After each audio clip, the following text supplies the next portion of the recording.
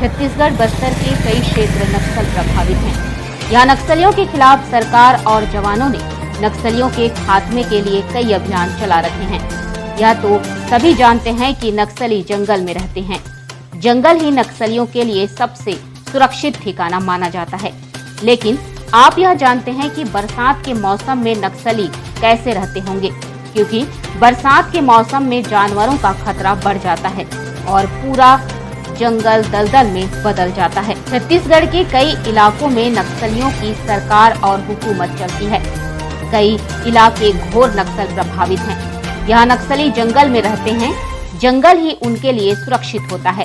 जंगलों में सर्दी गर्मी का वक्त तो वह काट ही देते हैं। दरअसल नक्सली सालों से अपनी जड़ों को जंगल में जमाए हुए हैं और यहाँ के चप्पे चप्पे से वाकिफ भी हैं। सुरक्षा बलों की नजर से बचने के लिए कई साधन होते हैं, लेकिन बरसात के मौसम में जंगल में रहना काफी मुश्किल होता है, क्योंकि बरसात में मच्छर, सांप, अन्य जानवरों का खतरा बढ़ जाता है। ऐसे में जान भी जा सकती है। लेकिन आप जानते हैं कि नक्सली आखिर जंगलों में कैसे रहते हैं?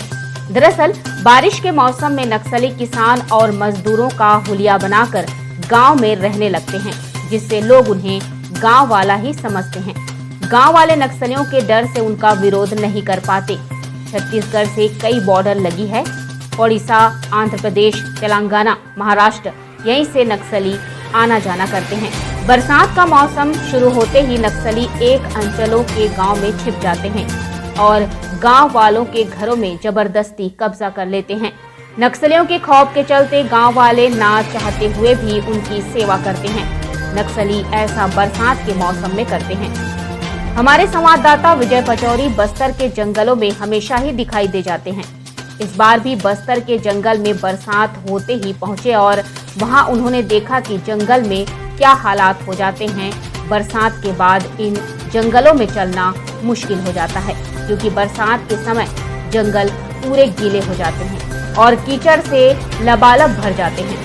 वहां चलना भी मुश्किल हो जाता है। यही कारण है कि नक्सलियों को बरसात में कई कठिनाइयों का सामना करना पड़ता है। खूंखार नक्सली ब्रदन्ना उर्फ रमेश ने इसका खुलासा किया है। क्या कुछ कहते हैं समर्पित नक्सली।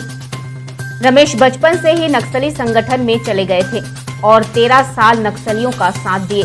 कमांडर तक पहुंचे। उन्होंने अपनी पत्नी के साथ 2000 में समर्पण किए और 3 साल जेल में रहे। छूटने के बाद उनकी पत्नी को पुलिस में नौकरी दी गई और उन्हें पार्क में नौकरी दी गई। आज वह अपना बेहतर जीवन जी रहे हैं। वो अपनी पत्नी का हाथ भी बटाते हुए नजर आते हैं। बरसात के मौसम में नक्सलियों को क्या तकलीफ होती है, यह भी बताया। नक्सली गर्मी का सीजन और बरसात का सीजन काट लेते हैं, लेकिन बरसात के समय बड़ी तकलीफ होती है। क्या क्या तकलीफ होती है? मेन वहाँ पार्टी का ये नुकसान होता है कि 3 चीज़ों में हम मुकाबला करना। वहाँ भी पहला गर्मी से, गर्मी में हमको ज़्यादा खास करके हमको गर्मी से तकलीफ उठाना पड़ेगा। छाँव हमको नहीं मिलता, पूरा पत्ता जले रहता है। उसके बाद पानी का बहुत बड़ा दिक्कत होती है। क्या के लिए नहाने के लिए पानी हमको सही सुविधा नहीं मिलती है। कहीं नदी नाला रहता है तो वहाँ आजकल पुलिस का निगरानी वहाँ रहती, तो वहाँ नहाने की बहुत दिक्कत होती है। तो ये हमको ज़्यादा परेशान, गर्मी में ज़्यादा नहाने का चिंता है फर्स्ट। और बाद ठंड में तो ज़्यादा मुसीबत नहीं होती है। वह ठंड में क्या सिद्दर वगैरह ओढ़ के रहते हैं, उसमें ज़्यादा चिंता नहीं है। लेकिन ये परेशानी होती कि ऐसी सांप, मिच्छू, जानवर, तो ये इसका चिंता है। सबसे बड़ा तकलीफ बोलने से बारिश का समय। बारिश में हर चीज़ को झेलना पड़ता है। दुश्मनी से लड़ने में हमको कितना दिक्कत नहीं पड़ती है, लेकिन ये प्रकृति से लड़ने के लिए बहुत बड़ा मुसीबत पूरा झेलना पड़ता है। पार्टी और सब हर एक व्यक्ति का पीछे भी लड़ना पड़ता है। उसमें क्या बोलने से देख, पहला पानी में गिरता है तो बिजली का डर रहती है। कहीं हवा तूफान चलता है, झाड़ भी हमारे ऊपर गिर सकते हैं, क्योंकि हमको झाड़ का सहारा में रहती है। कब झाड़ गिर जाता पता नहीं, कब बिजली कहाँ गिर जाती है पता नहीं, तो ये डर रहती है। कभी कभी नाला नदी पार करते समय भी कई लोग को तैरने आता, किसी लोग को नहीं आता है। वो नदी का गहराई हमको समझ में नहीं आता है, क्योंकि रोज पार करने जगह में तो पार करते नहीं हम लोग, हम दूसरा जगह पार करते तो वहाँ हमको भी वहाँ भी दिक्कत होती है। इसी में कई लोग भी, हम लोग हमारा साथी लोग डूब के भी मर गए थे, मेरा कार्यकाल में भी ये दिक्कत होती है। तो और दूसरा चीज़ होती है कि सांप मिच्छू का ये डर है। तो उसमें और एक खास चीज़ क्या है कि उस समय यदि हमको बुखार आती तो ऊपर से पानी है, शरीर में पूरा कपड़ा भिगे रहती है, नीचे ज़मीन भिगे रहती है, तो टेंट लगाए तो टेंट भी पूरा ठंडा ठंडा रहती है। सबसे बड़ा दिक्कत बोलने से बारिश में होती है।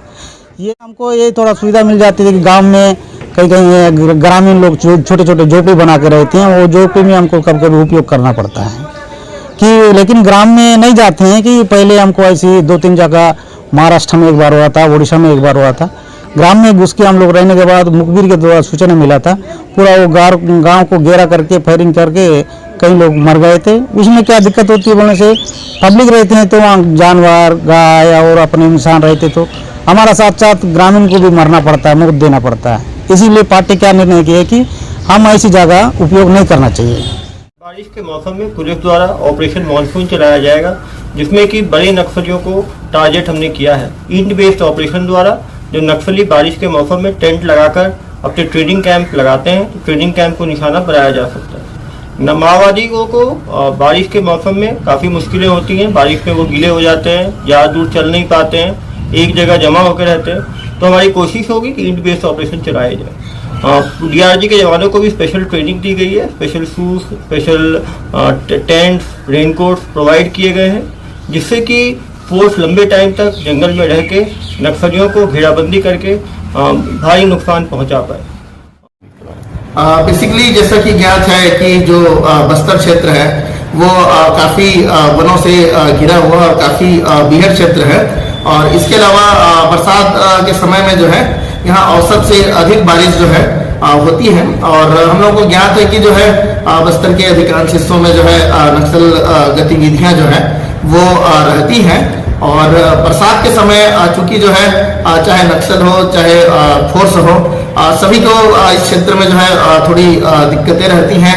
नदी नाले काफ़ी उफान पर रहते हैं, वन जो है काफ़ी हरे भरे और काफ़ी घने हो जाते हैं। जिस तरीके से बस्तर पुलिस, बस्तर में जो फोर्स है जो तैनात है, वो सभी टैक्टफुली तरीके से काम कर रहे हैं। इनसे आने वाले समय में भी जो है काफ़ी मदद मिलने की संभावनाएं हैं। PNA 24 न्यूज के लिए जगदलपुर से विजय पचौरी की